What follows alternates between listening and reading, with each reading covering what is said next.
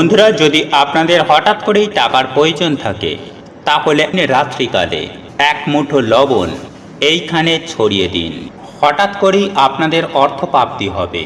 হ্যাঁ বন্ধুরা, আপনারা একেবারে ঠিকই শুনেছেন, কারণ স্বয়ং মা লক্ষ্মী বলেছেন যে যদি কোনো ভক্তের হঠাৎ অর্থের প্রয়োজন থাকে তাহলে রাতেই ঘুমানোর আগে সামান্য এই লবণ বাড়ির এই স্থানে ছড়িয়ে দেওয়ার কথা।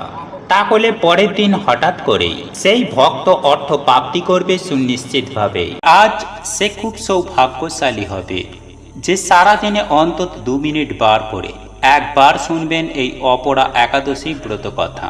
কেননা যে কোনো একাদশী তার ব্রত মাহাত্ম্য কথা ছাড়া সেই একাদশী সম্পূর্ণ হয় না।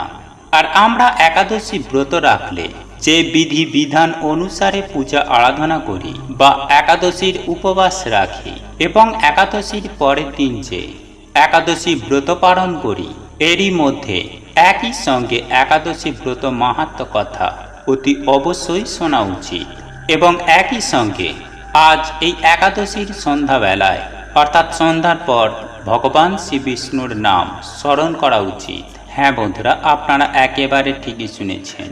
আপনি যদি এই একাদশী ব্রত মাহাত্ম্য কথা হৃদয়ের অন্তর থেকে শ্রবণ করেন এবং অন্তর থেকে বিশ্বাস করেন, তাহলে আপনার সমস্ত মনস্কামনা স্বয়ং ভগবান বিষ্ণু পূরণ করবেন। হ্যাঁ বন্ধুরা, আপনারা একেবারে ঠিকই শুনেছেন। আপনার যদি অর্থের প্রয়োজন হয় আপনি অর্থ পাবেন। আপনার যদি গাড়ি বাড়ির দরকার পড়ে তাহলে গাড়ি বাড়ি পাবেন। আপনি যা চাইবেন আপনি তাই পাবেন। এক কথায় বলতে পারেন আপনি রাজা হয়ে যাবেন। শুধু আপনাকে এই একাদশী ব্রত মাহাত্ম্য কথা হৃদয়ের অন্তর থেকে নিষ্ঠা, ভক্তি ও বিশ্বাস সহকারে শ্রবণ করতে হবে। চলুন এইবার মূল আলোচনায় প্রবেশ করা যাক। তবে মূল আলোচনায় প্রবেশ করার আগে আপনারা যদি ভগবান শ্রী বিষ্ণুর আশীর্বাদ ও কৃপা পেতে চান তাহলে ভিডিওটি আপনজনদের সাথে শেয়ার করে জয় বিষ্ণুদেবের জয় লিখে কমেন্ট অবশ্যই করবেন। বন্ধুরা, এই অপরা একাদশী ব্রত মাহাত্ম্য কথা শুরু করার আগে আপনাদের একটি বিষয় অবগত করিয়ে রাখি, আর তা হলো যখন আপনারা এই ব্রত মাহাত্ম্য কথা শ্রবণ করতে শুরু করবেন তারপর এই ব্রত মাহাত্ম্য কথা সম্পূর্ণ না শ্রবণ করে কখনোই ছাড়বেন না। আর আপনারা যদি এই ব্রত মাহাত্ম্য কথা সম্পূর্ণ শ্রবণ না করে ছেড়ে দেন তাহলে আপনাদের হিতে বিপরীত হতে পারে। তাই বন্ধুরা, আপনারা যদি সুখী জীবন যাপন করতে চান, যদি আপনারা চান আপনার জীবনে তথা আপনার পরিবারে সুখ, শান্তি, সমৃদ্ধি বিরাজ করুক, আপনারা যদি চান যে স্বয়ং বিষ্ণুদেবের আশীর্বাদের হাত আপনার মাথার ওপরে এবং আপনার পরিবারের ওপরে থাকবে, তাহলে এই ব্রত মাহাত্ম্য কথা সম্পূর্ণ শ্রবণ করুন এবং আপনজনদের সাথে শেয়ার অবশ্যই করুন। চলুন বন্ধুরা, এইবার শুরু করা যাক। বন্ধুরা, একবার জ্ঞান প্রাপ্ত করার জন্য যুধিষ্ঠির ভগবান শ্রীকৃষ্ণকে জিজ্ঞাসা করেন, হে প্রভু, জ্যৈষ্ঠ মাসের কৃষ্ণপক্ষের একাদশীর কি নাম তথা ওই একাদশীর কি বা মাহাত্ম্য রয়েছে?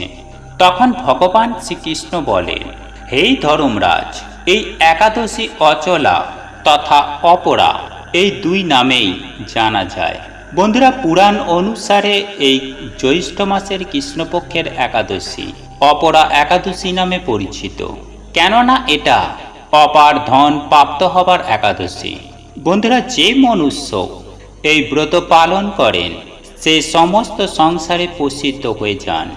এই দিন ভগবান বিষ্ণুর বিষ্ঠা রূপে পূজা করা হয়ে থাকে। বন্ধুরা, এই অপরা একাদশী ব্রতর প্রভাবে ব্রহ্ম হত্যা, ভূত জমি, অন্যের নামে নিন্দা আদি করা এই সমস্ত পাপ দূরভূত হয়ে যায়। এই ব্রত করলে পরস্ত্রী গমন, মিথ্যা কথা বলা, মিথ্যা শাস্ত্র পড়া, ভুল কোনো শাস্ত্রকে বানানো এবং ভুয়ো জ্যোতিষী হওয়া তথা ভণ্ড বৈদ্য হওয়া আদি সমস্ত পাপ নষ্ট হয়ে যায়। যোগ ক্ষত্রিয় যুদ্ধ থেকে পালিয়ে যায়, সে নরকগামী হয়। কিন্তু এই অপরা একাদশী ব্রত পালন করলে সেই ব্যক্তিও স্বর্গপ্রাপ্তি হয়। বন্ধুরা, যে শিষ্য গুরু থেকে মিথ্যা প্রাপ্ত করে এবং যে শিষ্য গুরু থেকে বিদ্যা প্রাপ্ত করে আবার পরে সেই গুরুর সম্পর্কে নিন্দে করে থাকে সেই ব্যক্তি নরক যন্ত্রণা ভোগের প্রাপ্ত হয়। কিন্তু অপরা একাদশী ব্রত করলে তার ওই সমস্ত পাপ থেকে মুক্তি মেলে। যে ফল 3 পুষ্করে কার্তিক মাসের পূর্ণিমায় স্নান করলে অথবা গঙ্গা তটে পিণ্ড দান করলে যে ফল প্রাপ্ত হয়, সেটাই এই অপরা একাদশী ব্রত পালন করলে প্রাপ্ত করা যায়। মকরে সূর্যে পড়িয়া স্নানে শিবরাত্রি ব্রত করলে সিংহ রাশির বৃহস্পতিতে বা গোমতী নদীতে স্নানে, কুম্ভ কেদারনাথের দর্শন বা বদ্রীনাথের দর্শন, সূর্যগ্রহণে কুরুক্ষেত্রের স্থানে স্বর্ণ দান করলে অথবা গো দান করলে যে ফল মেলে, সেই অনুরূপ ফল এই অপরা একাদশী ব্রত পালন করলে মেলে। বন্ধুরা, এই ব্রত পাপরূপী বৃক্ষকে কাটবার জন্য একটি কুড়ালের মতো। পাপরূপী ইন্ধনকে জ্বালিয়ে দেওয়ার জন্য আগুন, পাপরূপী অন্ধকারকে দূর করবার জন্য সূর্য, মৃগকে মারবার জন্য সিংহের সমান, অর্থাৎ মনুষ্য জাতিকে পাপ ক্ষয় করার জন্য এই অপরা একাদশী ব্রত অবশ্যই পালন করা প্রয়োজন। বন্ধুরা, এই অপরা একাদশী ব্রত তথা ভগবান শ্রী হরির পূজা করলে মনুষ্য সমস্ত পাপ থেকে মুক্তি পায় এবং সে বৈকুণ্ঠ লোকেও পৌঁছে যায়। বন্ধুরা, ধর্মরাজ যুধিষ্ঠির জিজ্ঞাসা আগ্রহের কারণে ভগবান শ্রীকৃষ্ণজি স্বয়ং অপরা একাদশী ব্রতকে শুনিয়েছিলেন। বন্ধুরা, প্রাচীনকালে ময়ীধার্য নামক এক ধর্মাত্মক রাজা ছিল। তার ছোট ভাই ব্রতধ্বজ বড়ই ক্ষুরো ও অধার্মিক তথা অত্যাচারী ছিল। সে তার বড় ভাইয়ের থেকে দূরত্ব রাখত। ওই পাপী একদিন রাতে তার বড় ভাইকে হত্যা করে তার দেহকে জঙ্গলের মধ্যে একটি অশ্বত্থ গাছের নিচে পুঁতে দেয়। এই অকাল মৃত্যুর কারণে রাজা পেত আত্মারূপে ওই জঙ্গলি অশ্বত্থ গাছেই বাস করতে থাকে ও অনেক উৎপাত করতে থাকে। একদিন হঠাৎই ধর্মা নামক মনীষী ওই খান দিয়ে যাচ্ছিল। সে ওই রাস্তায় পেতকে দেখতে পান এবং জপ তপের মাধ্যমে আত্মার অতীত সম্পর্কে জেনে নেয় এবং মনোবলীর মাধ্যমে পেতের উৎপাতের কারণ সম্পর্কেও জানেন। ঋষি প্রসন্ন হয়ে ওই পেত আত্মাকে অশ্বত্থ গাছ থেকে নিচে নামায় এবং পরলোক বিদ্যার উপদেশ দেন। দয়ালু ঋষি রাজার পেত যোনি থেকে মুক্তি দেওয়ার জন্য স্বয়ং অপরা একাদশী ব্রত করেন এবং আত্মাকে অকতি থেকে মুক্তি দেওয়ার জন্য নিজের ব্রতের পুণ্য ফল ওই পেতাত্মাকে অর্পিত করে দেয়। সেই পুণ্যের প্রভাবে রাজার পেত যোনি থেকে মুক্তি হয়ে যায় এবং সেই ঋষিকে ধন্যবাদ জানিয়ে দিব্যদেহ ধারণ করে পুষ্প নির্মাণে বসে স্বর্গে চলে যায়। বন্ধুরা, এটাই ছিল অপরা একাদশী ব্রত মাহাত্ম্য কথা। তাই যদি হঠাৎ আপনাদের টাকার খুব প্রয়োজন হয়ে থাকে বা বহু চেষ্টা করার পরেও আপনি যদি অর্থ ইনকাম করতে না পারেন বা টাকার জন্য আপনার কোনো কাজ আটকে গেছে, অর্থাৎ অর্থ সম্পর্কিত যে সকল সমস্যা আমাদের হয়ে থাকে, যদি সেই সব সমস্যা আপনাদেরকে ঘিরে ধরে, এক কথায় বলতে গেলে আপনাদের যদি হঠাৎ করেই টাকার প্রয়োজন হয়, তাহলে এই উপায় বা ক্রিয়াটি আপনাকে অনেক শুভ ফল দিয়ে থাকবে। তাই এই উপায় বা ক্রিয়াটি অবশ্যই করবেন যখন আপনার অর্থের প্রয়োজন পড়বে।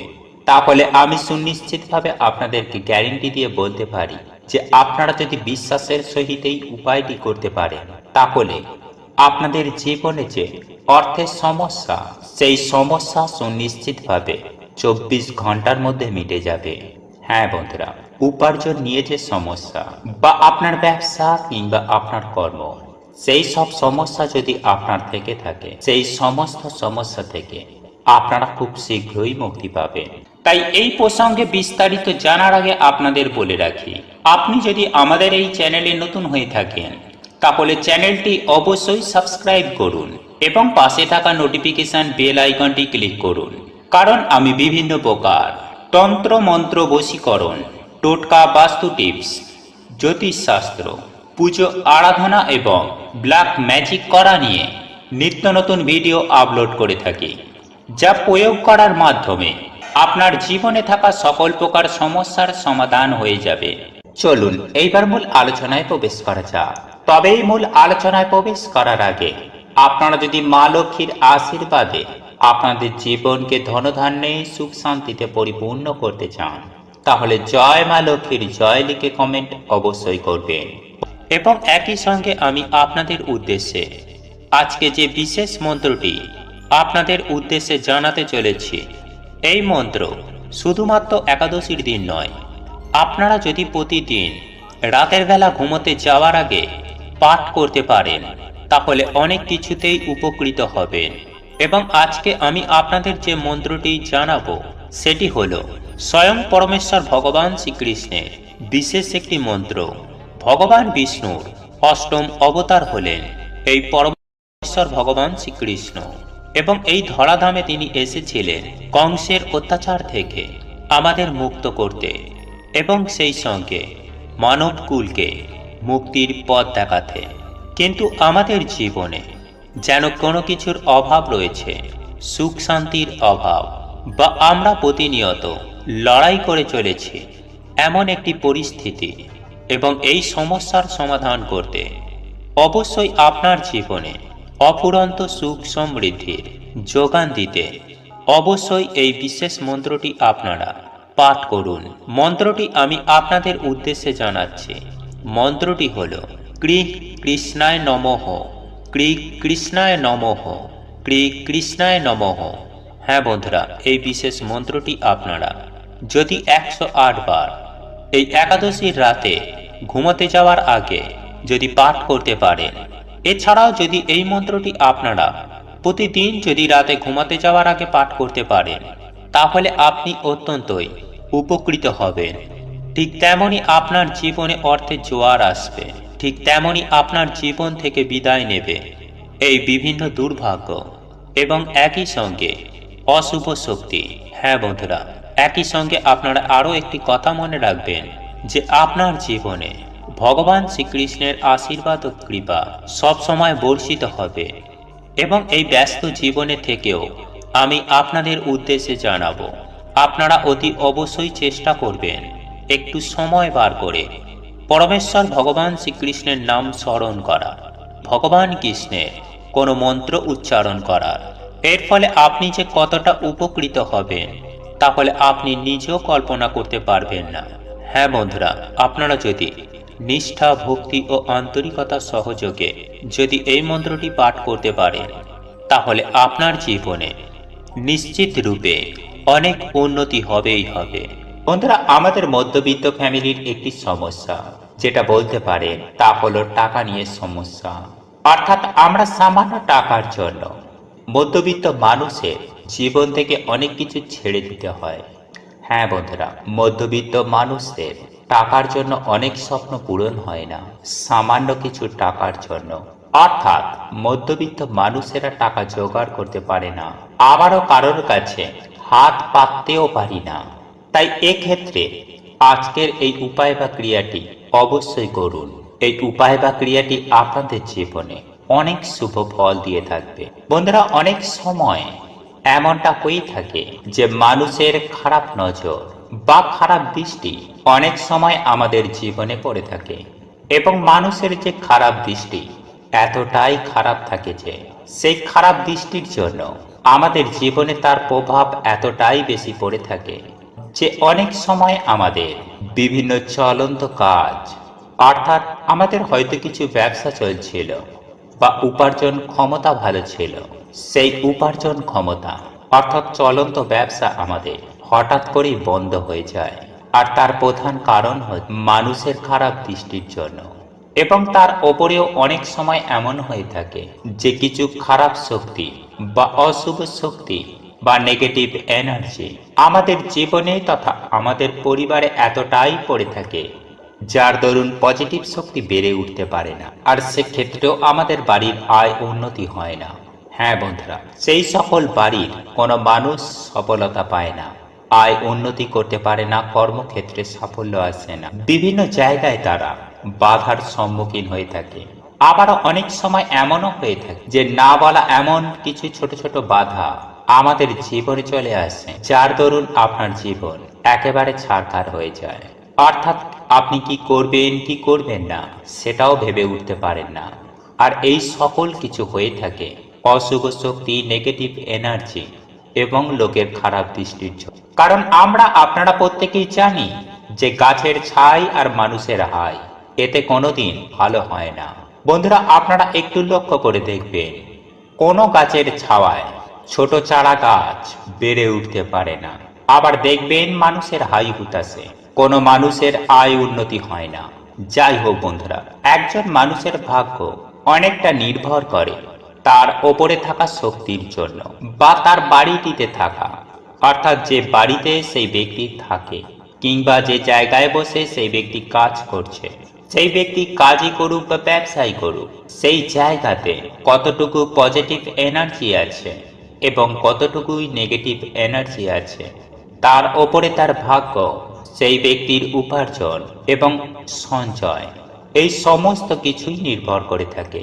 তাই হয়তো আপনারা অনেকেই দেখেছেন যে কোনো ফাঁকা স্থানে কোনো ব্যক্তি গৃহ নির্মাণ করার আগেও সেই জায়গা ভালো করে বাস্তুশাস্ত্র মতে পরীক্ষা করে দেখে নেওয়া হয়, যাতে পরক্ষণে কোনো অসুবিধায় না পড়তে হয়। যাই হোক বন্ধুরা, আমি আশা করি আপনারা অসুবিধার বিষয়গুলি ভালোভাবে বুঝতে পেরেছেন।